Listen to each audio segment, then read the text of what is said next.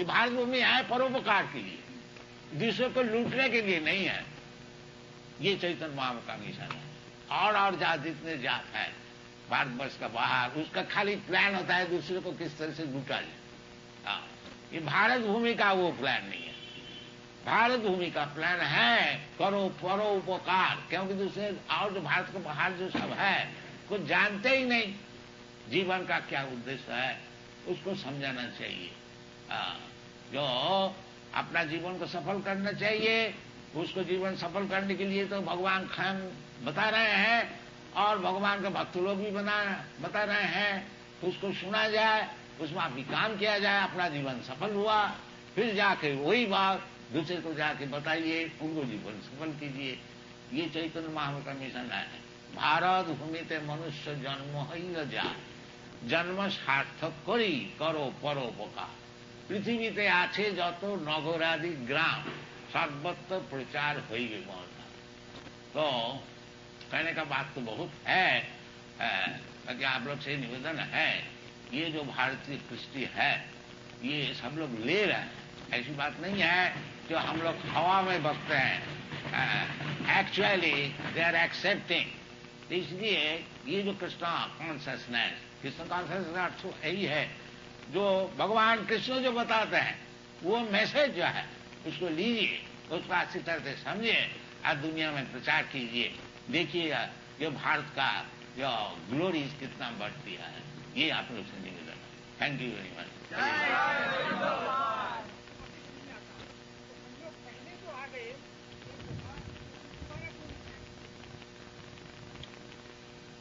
दोबारा यदि आपकी इच्छा है आएंगे, क्योंकि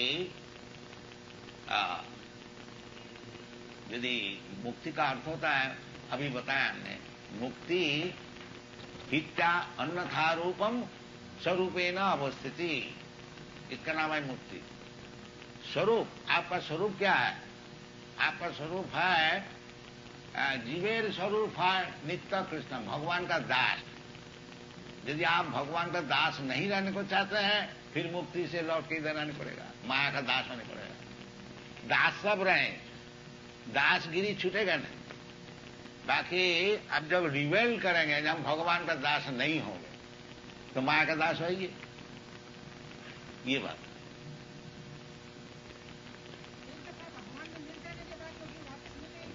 मिल जाना है, मिल जाने से क्या होगा?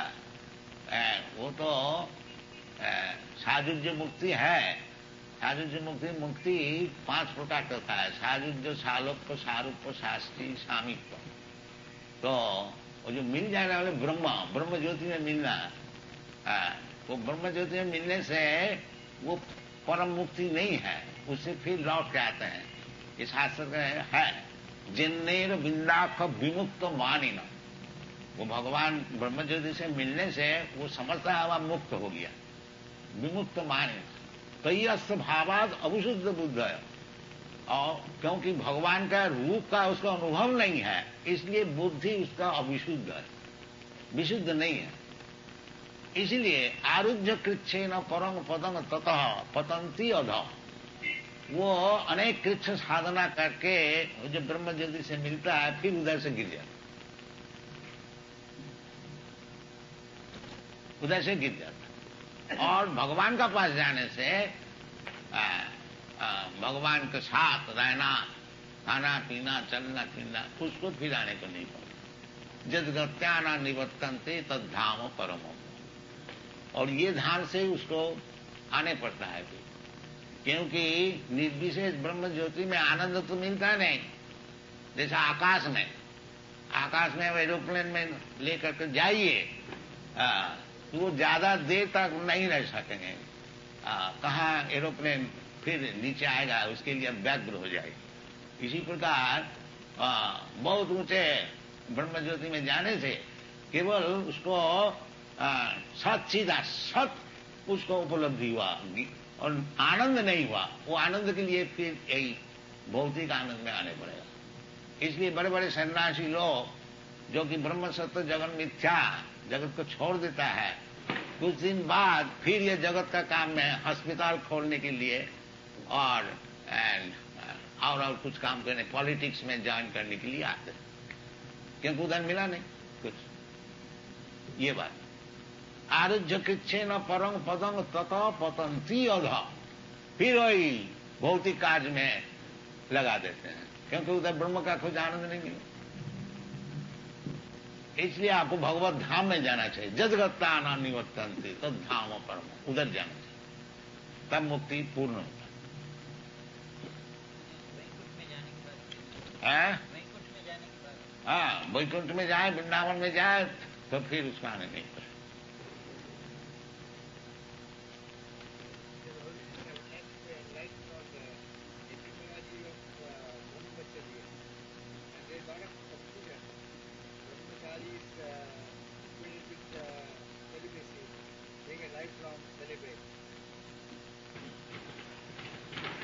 तपस्या का अर्थ होता है ब्रह्मचर्य। तपस्या ब्रह्मचर्य है ना। ये जो तपस्या है ब्रह्मचारी से ही शुरू होती है। तो अगर ब्रह्मचर्य न करें वो स्टेडी नहीं रह सकेगा। कोई भी तपस्या कीजिए, ज्ञान योग ध्यान, उसमें ब्रह्मचर्य चाहिए।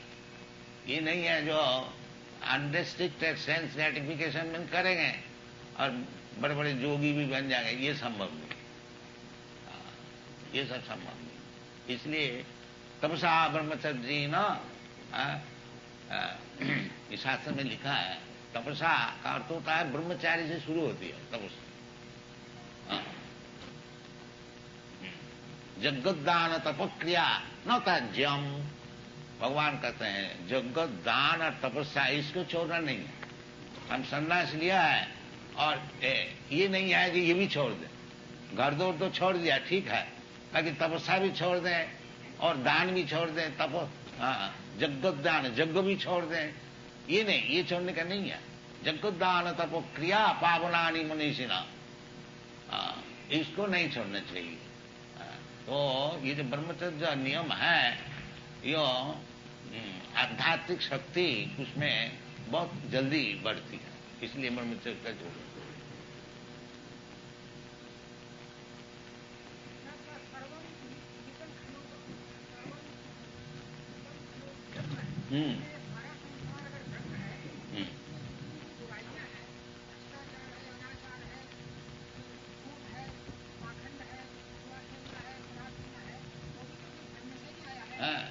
जैसा आपको घर में ये सभी मकान है, ताकि पखाना में नहीं जाना चाहिए। मकान पखाना भी है तो उधर नहीं जाना चाहिए। जहां देवता की मूर्ति है उधर जाना चाहिए। आपको समझ में आया? सर्व सभी हमारा मकान है तो पखाना में हम रहेंगे, ये कोई विचार है? हाँ, जाना पड़ता है, भग जाना पड़ता है जल्दी। और आपका ऐसी मत है जो पखाना में ही रहेंगे तो रहिए, कौन मना कर।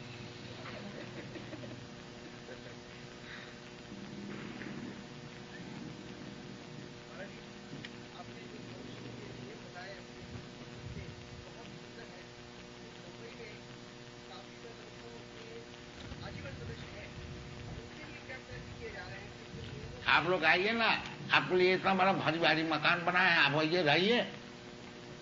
आप आते नहीं कर।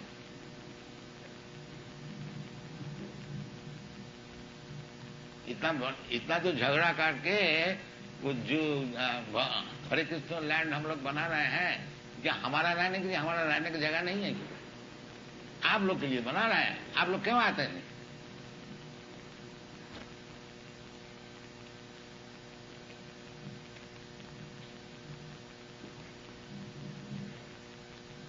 जद जद आचरती श्रेष्ठा तत्तदेव इतरे जना सजत प्रमाणं कुरुते लोकस्तद अनुवर्तते। तो आप लोग सब श्रेष्ठ व्यक्ति है बम्बई का, आप लोग आइए, देखिए, रहिए। इतना किताब हम लिखे हैं उसको सब पढ़िए, समझिए, तभी तो काम चलेगा। आप लोग दूर में रहेंगे तो कैसे चलेगा?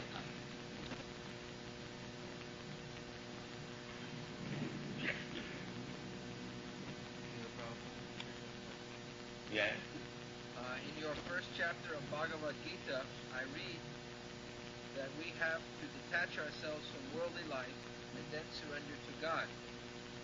It instead of concentrating on the emphasis to detach, should we just concentrate on the Almighty? Then with His grace, the attraction towards worldly life will die out. Is that not enough? Or should we constantly struggle to kill the attachment with the Maya? Attachment and detachment, parang dishta nivartate. Unless you get a better thing, you cannot give up your attachment for the inferior thing. Therefore, you have to increase your devotion to Krishna. Then you will be able to Vasudevi Bhagavati Bhakti Yoga Prayojita Janayati Asu Vairagyam. As soon as you engage your devotional service, devotional life to Vasudeva, Janayati Asu Vairagyam, very soon you will be detached with this material world. Bhakti Parasanubhava Virakti Annatasya. The vivid example is yourself. You are American, your father is a great industrialist. How you have been able to give up everything and join Krishna consciousness movement? This is attachment and detachment. If you become attached to Krishna, then naturally you will be detached to material things. The more you become attached to Krishna, the more you become detached. That is the test. Just like if you are hungry, the more you eat, the hunger is finished. Similarly, we have got this tendency for enjoying this material world. The more we become attached to Krishna, then we forget this material. The more we become attached to Krishna, then we forget this material. This is attachment detached. You cannot remain simply detached. That is then arujjakritchena parang padam tato, then it will again fall down. There must be some positive attachment. That positive attachment is Krishna. Then you will be able to be detached with this material. Otherwise it is not possible. Mame vaja prapaddante mayame tang karam. Two things. If you want to get out of this Maya, then you have to surrender to Krishna and become more attached by devotional service. Adu sadhya tatu sadhu sangha, the processes are there. Tatu bhajana kriya, atho anartha nivitti syat, tatu nishtha, tatu ruchi, tatha shakti, tatu bhava, sadhukanam ayam premna pradudbhavi bhavet pramo. So the summary is that if you increase your attachment for Krishna, just like Arjuna had already attachment for Krishna, but when he listened Bhagavad Gita from Krishna, he understood what is Krishna. Then, in the beginning, he was not listening to the order of Krishna that you must fight. But when he understood that Krishna is my friend, Krishna is my life and soul, then he said, Karishe vajanam tava. Yes, I shall do that. I shall keep. Never mind. This is attachment detached. First of all, he had attachment to the family, and when he understood that my real attachment is Krishna, whatever he is saying, I shall do it. This is attachment.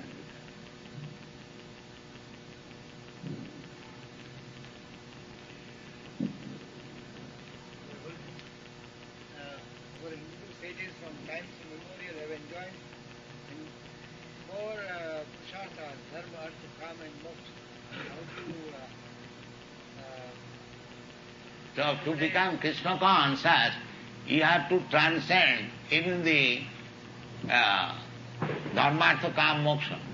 Therefore, in the Srimad Bhagavatam, in the beginning it is said, dharma projita koitava atra paramaninmasarana vastava vastu vedam atra.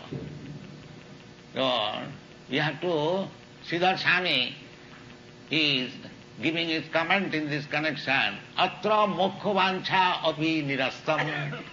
You have to go beyond mokkha vancha. Then there will be attachment for Krishna. Sattang param dhimai. So, this is ordinary things. Dharma, artha, kam, moksha. And Krishna Bhakti is beyond moksha. So you have to go beyond.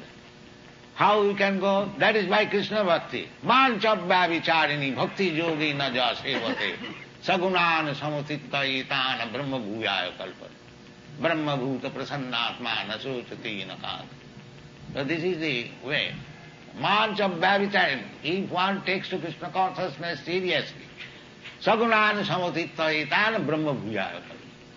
He very easily transcends the influence of the three modes of material nature and immediately he becomes identified with his Brahma realization. That is what.